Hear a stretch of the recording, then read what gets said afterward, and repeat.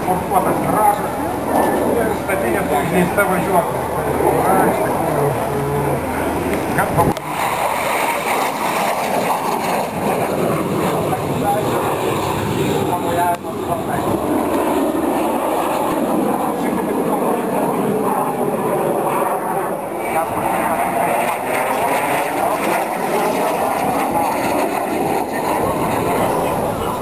Pagal galimybės jau šitas lėktuvas iš tikrųjų gali nešti bombas. Jeigu apie ginkluotę, tai L-309ZA yra sumontuotos 23 mm aviacinės patrankos GŠA-23.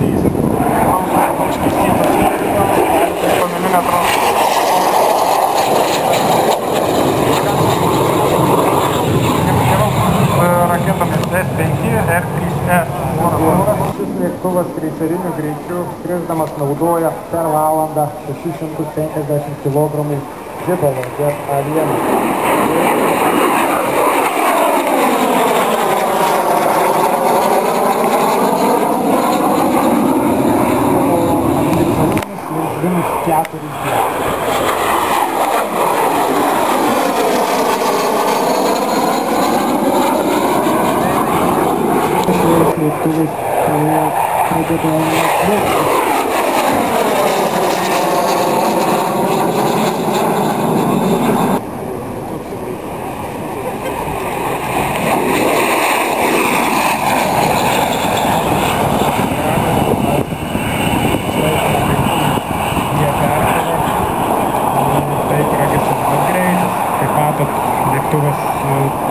Su tokio perkova gali apsisukti labai nedidelį radiusą.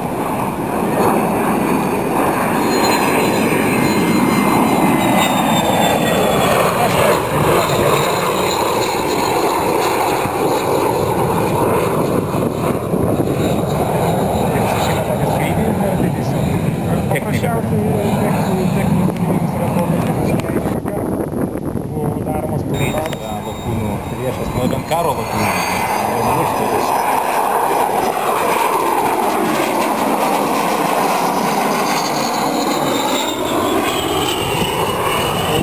Lėtas greitis lakūnų priešas todėl, kad jis keičiasi įvairių efektyvumus, gali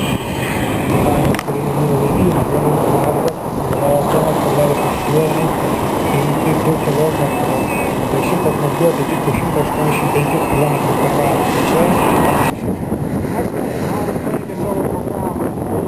Aukštį dideliu greičiu. Man patiko asmeniškai, vien dėl to, kad jo vardas yra Marius. Paplokite.